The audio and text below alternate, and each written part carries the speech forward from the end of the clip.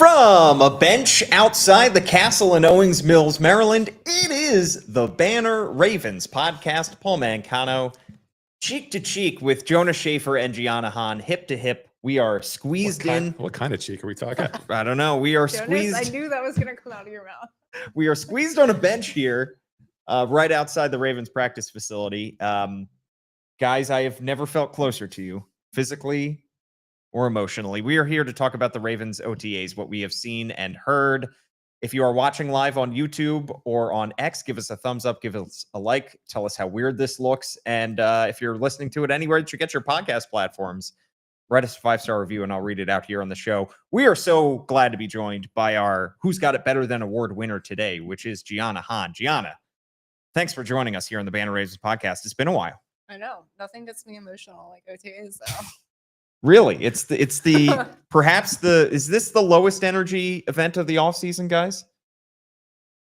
No, you have the training camp practices where they're not actually competing and just an hour and a half of walkthroughs. Yeah, those suck. that's fair. Yeah, that's because I mean, rookie mini camps got some energy because they're showing off, but Yeah. yeah. This is the first time we get to see the rookies and the vets in the same Together. room. We're going to talk about a very good day of attendance for the Ravens. We're going to talk about what we heard from some of the guys that were at the podium as well. But first, Giana, you always have talked about, you're an avid listener to the Banner Ravens podcast. Your one critique, though, is that we are not expanding our vocabulary enough when we do our word of the day. And so Jonas found this word, and I thought it would be apt to use it when we have you on here. Can you pronounce that word of the day for us? I've written out a phonetic pronunciation. You helped me out here, but I'm gonna do it without it. Hippopotamonstrose pedaliophobia. You nailed Did I it. get Is that a Harry Potter curse? It sounds Spell? like a hippo with some what do you call it? It's definitely a fear. Like a crossover between like a hippo and a corgi, like a long hippo. A hippo and a corgi would be a fascinating combination. The definition of this is a fear of long words. And whoever came up with this word. You guys, because in your Yes. words of the days, you do like riveting. Very basic and short words. Yeah. And then in the middle of the podcast, Jonas will bring out a word that no one has ever heard before and use it perfectly in a sentence. And I'll say, why the heck couldn't that have been the word of the day? It does seem to be how it goes. Yeah, that has nothing to do with the content of this podcast. Also, Giana is waiting for a call. So at some point, if she just disappears from the middle of this podcast, you know why. All right. Or if Jonas says something and I get up and go. It could just be It's happened because of before. that. Guys, let's talk about the attendance at these here OTAs because we saw Lamar Jackson, we saw Derrick Henry, we saw DeAndre Hopkins for the first time as a Raven. Good attendance at OTAs doesn't mean anything, but it is at least nice to see them all under the same roof. And it shows, I think, that they maybe are, one of the more engaged group of veteran leaders in the NFL. Yeah, usually the Ravens don't have this kind of good attendance.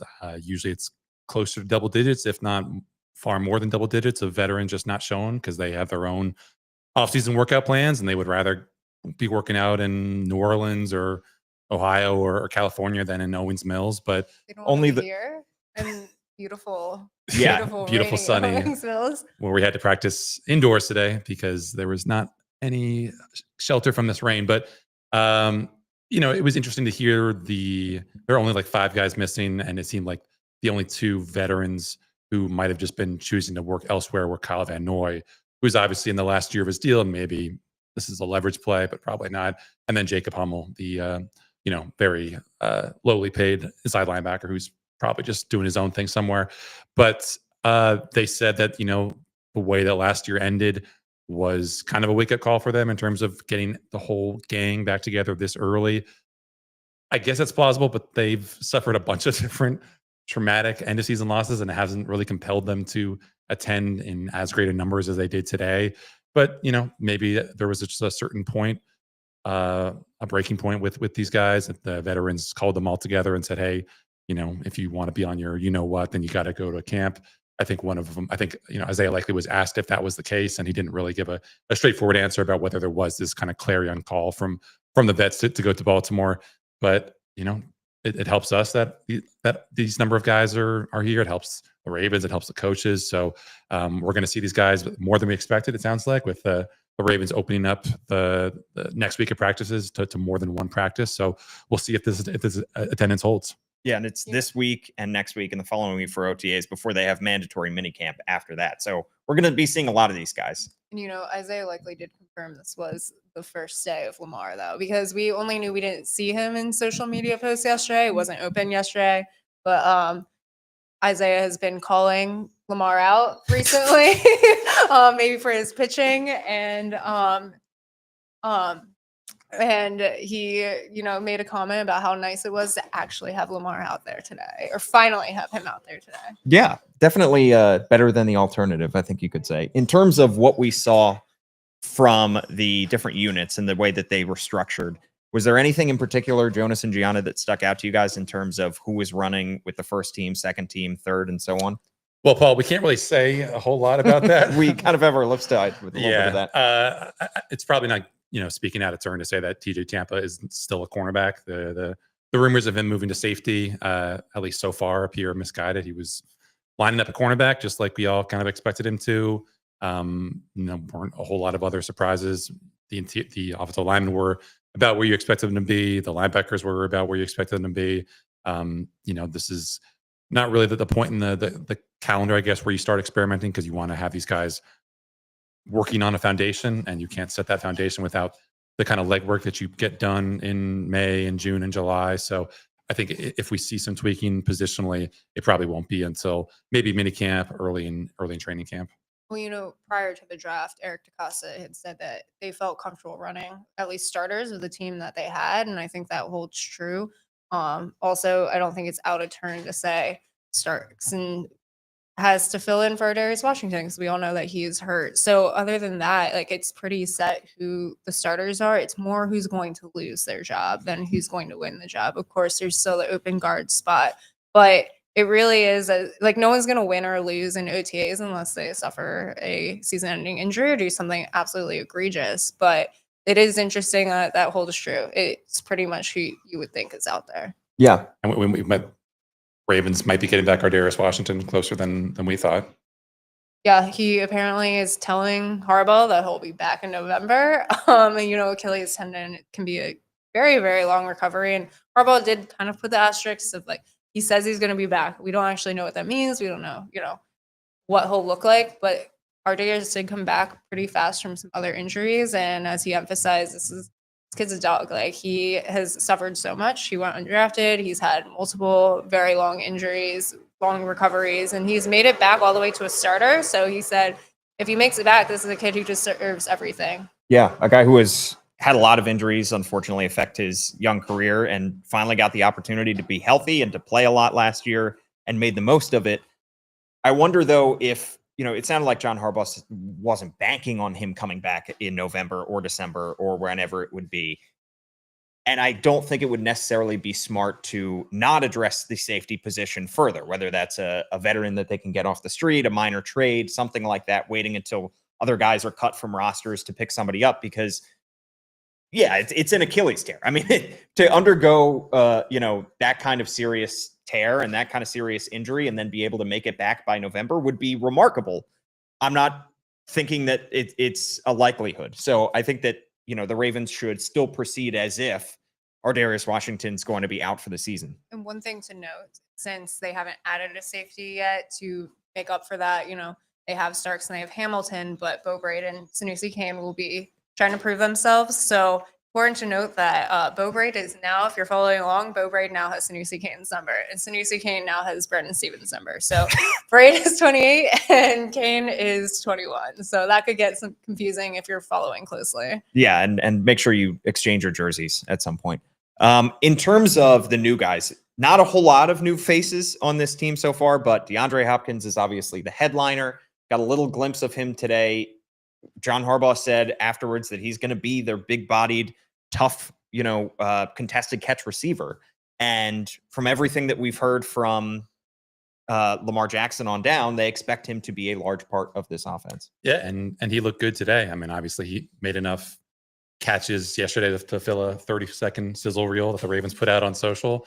So I think today was not the anomaly. Today, it was interesting to hear John Harbaugh say that he's moving well, which I think probably was the concern last year. He had the knee sprain, I think, early in Titans camp that I guess probably limited him. And I think, is going to be the big question this year because he was not really a downfield threat at all last year. And they don't need him to be because you saw him, show that separation at the catch point, that ability to win at the catch point, made a couple tough, outstretched catches today, beating Marlon Humphrey, I think, for one, maybe beating TJ Tampa, I think, on another, but just, working the sidelines, doing the kind of things that Ravens receivers in the Lamar Jackson era have not traditionally done. They've been the guys who are separating early in the route, not necessarily separating late. And I think that's something that we talked with Derek Klassen about, can these big body possession receivers the Ravens haven't really invested in or struck a whole lot of gold with, been able to, give Lamar something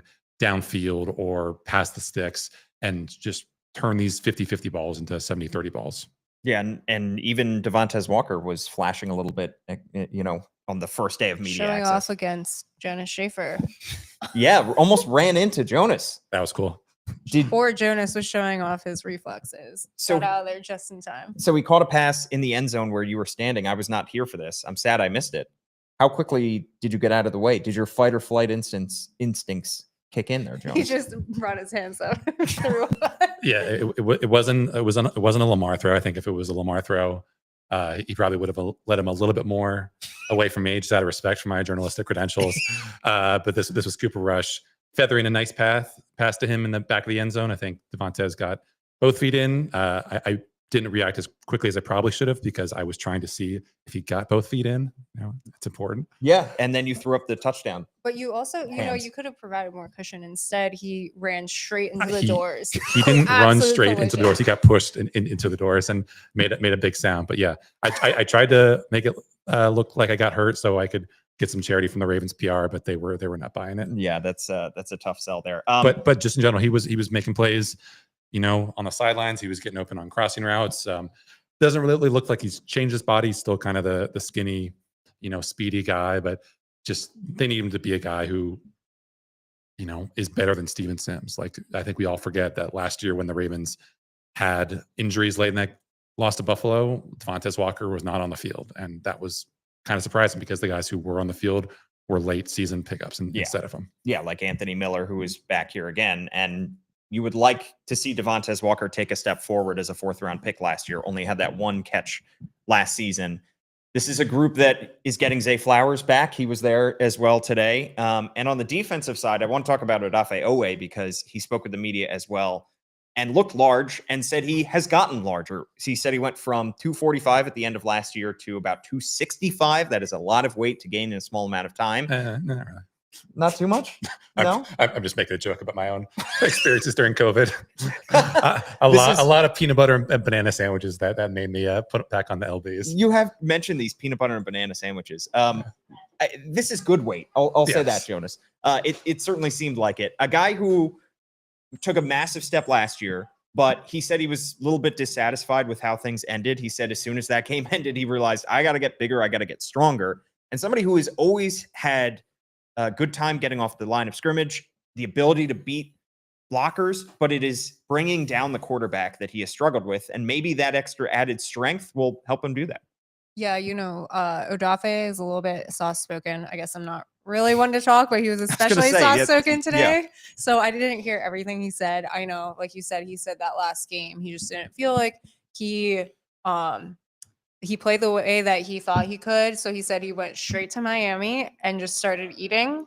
And so when I think Miami food, I'm thinking like maybe some wonderful Cuban food, something like that. But he said it was along the lines of gross meal prep food. Yeah, he said dry chicken, Brussels sprouts. yeah, stuff like that. Asparagus. Yeah. He should have texted Jackson Holiday, who ate all ground beef during the offseason. It was 20 minutes until a baseball reference. There it is. Good There's job, the Paul. Orioles reference. But anyway, so he packed on the pounds. It was successful.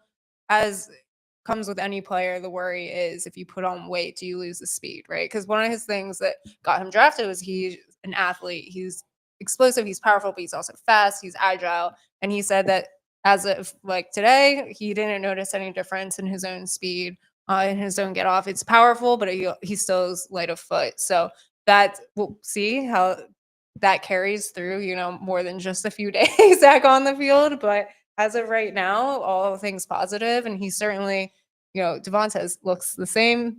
Odafe very visibly does not. So yeah, it was curious to me that he weighed as little as 245 pounds last year. It's also I'm in a little bit of a wait and see mode with Odafe in terms of like becoming a guy who uses speed to power and long arms and bull rushes, because I remember talking to him before year 3, and I think that was like a summer where he was showing a little bit more of a willingness to become like a physical pass rusher, like use, as John Harbaugh said, become a guy whose path to the quarterback was a little bit more direct, not trying to get around the guards or tackles. And we didn't really see it. I think that might have been the year where he had a shoulder injury or was dealing with a shoulder injury. And obviously, if you don't really feel totally comfortable running through a guy, then you're not, especially because of your shoulder situation, then it would make more sense to be a little bit more of a speed and finesse guy. But, I keep coming back to what we like saw him do testing wise coming out of Penn State. And like, he was a guy who was in like the 99th percentile for broad jump and, all of these metrics that indicate power and power in your lower body. And when you see him rush the passer effectively, it's like deking around guards, deking around tackles, dipping, using his bend, and it hasn't really been a guy expressing what he put on tape necessarily. Even the speed, I mean, like he has a good get off, but not necessarily the get off that you would expect from a guy who ran sub 4.4 at the combine. He just hasn't really had that kind of quick twitch reaction. So I think this could be like a potential inflection point in his career, just becoming a guy who tries to be guys more like, Jared Verse than, I don't know, Von Miller back in the day. And if he is indeed able to, maintain that speed and add, more stuff to his bag, he could be a guy who, easily eclipses the 10 sacks, especially if the Ravens, put the defenses in as many advantageous pass rush situations as they did last year. Yeah, and this is a guy that, I mean, the inflection point in his career is coming off the field as well, because he is entering the final year of his deal. So whether he remains in Baltimore or goes elsewhere, it's an important season for him. It's also an important season for all 3 of the Ravens tight ends, who are all entering the final year of their deal. And we did hear from tight end Mark Andrews today. For people asking why the media, the reporters were asking about that loss in Buffalo, it's because this is the first chance that we have had to talk to Mark Andrews since that loss. So not like we're dragging up something that happened in the past for no reason. We need to hear what he has to say about it. And we didn't even talk to him after the game. Yeah. Not since the loss, since before since that. the actual catch. Yeah. Yes. So we have not spoken to him since before the drop in Buffalo. In terms of what he had to say about getting over that, he did acknowledge it was difficult, but he said, it was the support system around him that was able to help him get through it. He said he still feels like he is a great player. He still feels like he has a lot to offer. He also did not really get into contract negotiations and the kind of offseason that he has had in terms of whether he's going to be here, whether he was going to be traded. So he is just sounds like ready to be back in the fold. He is expecting to be, I think, another big part of this offense. And what the long-term future holds, he's not really thinking about that for right now. Yeah, I mean, I know Isaiah likely kind of addressed it more than Mark Andrews did, because he was saying he's glad that the speculation's over and that he has him back. And he said he thinks people will have smiles on their faces when they see the way that Mark Andrews is coming back. Mark, for himself, said that he's using that as motivation. Great players are based on how they respond to mistakes, which is true. And it is hard to remember that he had a historical season this year. He passed a lot of Ravens milestones, but of course, the one thing we're all going to remember is the one play that mattered. But he said that he's using it. He had a great offseason. He said he learned a lot from Derrick Henry. He didn't say what, but it sounds like everyone's learned from Derrick Henry. Derrick Henry is just what they say is the ultimate pro. I also wonder if part of the attendance is almost based on Henry, because he is that veteran, that star that does not need to be here. But he's that guy that will always be at everything. So I wonder, some of the other coaches talked about them, about stepping up and following in his lead. They see all the running backs, they see all the players kind of following his lead. So Mark Andrews is apparently one of them, who's also been called a pro. Isaiah likely said that he was one of the people that reached out to Mark, but at the same time, Mark is the guy that he looks to in those situations. He learns from him and how he responds. So it's, and I will say for my part, Mark seemed both of them seem very light and happy, but that's can be more normal for Isaiah. Mark is usually very stoic. So he cracked a few smiles in this press conference. Yeah, it was interesting. I asked him what his relationship is to the fan base right now, because the people who were very mad online in late January are still mad about Mark Andrews and wondering why he has a place on the team and wondering why the Ravens are paying him all this money. And, I don't think Mark's ever been a guy who spends a lot of time on Instagram or Twitter or wondering, about the stuff that people are saying about him. But it does sound like there is this awareness that there is this portion of the fan base that he needs to win back over. But the problem for him, the problem for Lamar, the problem for all these guys who maybe have fallen a little bit short in the playoffs or a lot bit short is, you can't do that until you actually get to the playoffs. Right. So, I guess the good thing is, he sees what I think we see and the rest of the NFL sees, which is that this is a incredibly stacked team, and not even an injury to an Ardarius Washington, I think will really move the market too much in terms of what the expectations are for the Ravens. So, this team should absolutely go back to playoffs. This team absolutely should give Lamar and Mark an opportunity to make amends for where they have fallen short in the past. And at that point, it's just up to them to kind of rewrite the narrative, because we know Lamar's going to be here for the long term. But if you're Mark, if you want to prove that you are maybe more worthy of an extension than Isaiah Likely, the best time to do it is during the playoffs. And if you're not going to be in Baltimore, then just why not kind of send yourself out with the best possible performance by a Ravens tight end in franchise history. Right. When Mark said that he doesn't listen to outside chatter, my first thought was if he knew that he was the face of the Ravens tush push conversation through this all season. He's not the face of the conversation. He's just the Ravens conversation. But no, he's the derriere of the other side. Yeah, I mean, I think had Derrick Henry not committed a false start in the first attempted tush push of the season, that might have been Derrick Henry's spot to attempt some more tush pushes. I forgot about that. But they said, nope, that was a quick false start. Let's try Mark Andrews, and it worked out. They had Charlie Kohler at one point. They did have Charlie Kohler in there. The tush push lives, and therefore we're going to get some more pushing of Charlie Kohler and Mark Andrews' tush. Let's talk about real quickly what John Harbaugh had to say about Justin Tucker, because this is the first OTAs without Justin Tucker in a long time. In terms of the Ravens' decision to release Justin Tucker, a decision that they called a football decision, he said, quote, it was a complex decision-making process, and I'm part of it. Eric, Sashi, Ozzie, Steve is a big part of those kinds of decisions. You're talking about arguably the best kicker in the history of the game. And like we said, it's multi-layered. It's complicated, but in the end, it all comes back to what you have to do to get ready for your team to play the first game. I think if you step back and take a look at all the issues, all the ramifications, you can understand that we've got to get our football team ready, and we've got to get our kicker ready to go. End quote. So in a way, that is him acknowledging, John Harbaugh acknowledging, without specifically mentioning the NFL investigation into Justin Tucker and that playing a factor here, because he also mentioned the fact that they're going to go into camp with a kicking competition. It's not like Tyler Loop is going to be the only kicker on the field here. They are going to give him some healthy competition, which they should for a sixth rounder.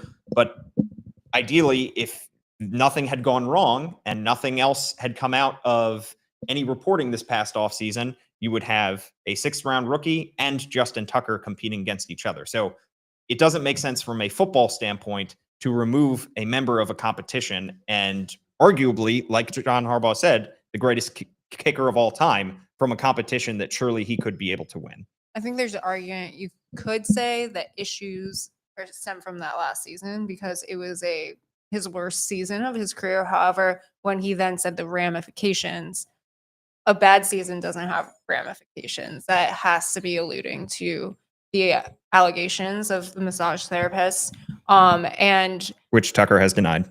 Yes, so there's a lot to unpack here because he also says later that they need a kicker out there. Based on the CBA, and they said this at rookie camp, I believe they said this prior, that it is mandated that even though he's being investigated, he has to be allowed. So he would have been out there. So we have to assume that means that they don't know if he would be out there for games if a suspension comes in, because he would be out there competing right now because he was even in the building during rookie camp. So another point from the CBA, though, is that only the league or the team can punish a player for his actions, for the same action. So by calling it a football decision, this still leaves the NFL the space to, if they do find that he is guilty of the allegations, they can then proceed to the next step and determine a punishment because this is a football decision. However, I guess it's a football decision impacted by the investigation because the investigation impacts the football. But Yeah, and we didn't get a good look at his replacement today because Sarah Loop didn't kick a single ball because they're on a rotation. So hopefully at some point next week we'll be able to get a chance to see him swing that right leg. But as of today, the future was unclear because we just don't know if he's been able to do it. For those wondering, the competition is Wyoming's John Hoyland, I think is how you say his name, also an undrafted free agent kicker, which we've seen has become a Pro Bowler before. So just because one is drafted and one is not drafted, I guess we can wait and see. However, remember that Eric DeCosta said that Randy Brown came back and said there's only one kicker that he really wanted, and that was Loop out of everyone, including other kickers drafted. So there will be no one wins the position without even practicing, but I do think that it's more for giving him competition than that we expect. And it's possible. It's possible that if he just stinks out loud, that the Ravens will find a veteran kicker to bring in, because I don't know, it just seems like a bad idea unless you're really convinced that Hoyland is actually somewhat legit to hand the job to Loop without any kind of insurance policy from even a washed up. Do you think they would bring a veteran free agent for camp? Because I do wonder, even with Loop, if he turns out to be good, you won't know how good he is until he gets put in those clutch situations. And the Ravens are a playoff contending team, so he will potentially be put in those positions, and you won't know until the season's on the line. Yeah, and I think the last thing John Harbaugh wants is to be in the middle of the season and have more questions being hurled at him about the kicker position, because he already went through that this past year, and he hadn't had to do that in a long time. And it's not the great position you want to be in when you're trying to win these close games, and it's coming down to the leg of a 6th-round rookie or an undrafted free agent. So it's going to be something to watch. You guys are going to have to break out your notebooks and pencils and start charting some kicking during OTAs, during I don't think they've had to do that since, what, 2012? Been a while. Sounds right. When Been I a was while. Still in high school. Making Jonas feel old here. Guys, any other observations? Jonas, you were standing on the sideline. You turned to me and you said, I don't like how all the guys are wearing their shorts. Not all the guys. A lot of them. There was just some guys were Daisy Duking it, with Define Daisy Duking it. When you see it. Wearing hiked up shorts. Hiked up shorts. And taking some of the style from the WNBA almost and kind of porting it over. Taking some style from Cleveland Guardians player Carlos Santana, who went viral last night for having very, very hiked up pants above the knee, which I don't think I've ever seen from a baseball player. Not a good look. Not a great look. However, I'm going to try it out. Maybe next podcast. Probably won't be sitting on a tight bench with you both when I do it. Yeah, and you strike me as a guy who never skipped leg day, right? Not once. The key to not skipping it is to not do it ever. Yeah. Will you be standing so the viewers can see it? That's a great question. We'll have to run that by our producers. Guys, any other final notes before we just that depart? Lamar looked good. Yeah. John Harbaugh said he was on important. point.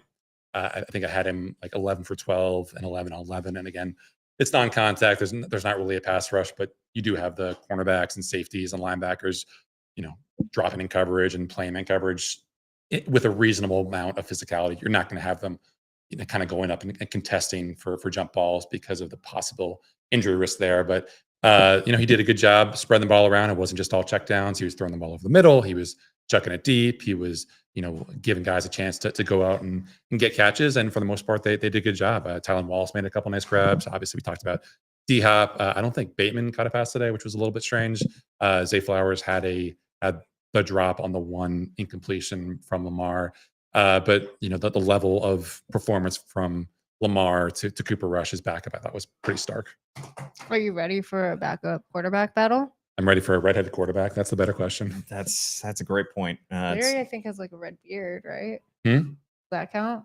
Is Leary's beard like? Oh, that's red? true. I think they're both. I guess I went either way because I think that they're both reddish. Yeah. reddish. Good for you. No, nobody's the red rifle, but No. those days have passed. All right. Thanks so much for joining us here on the Banner Ravens podcast. At Giana_Jade is her handle. I'm at Paul Mancano and at All Banner Sports, and Jonas is at Jonas_Shaffer.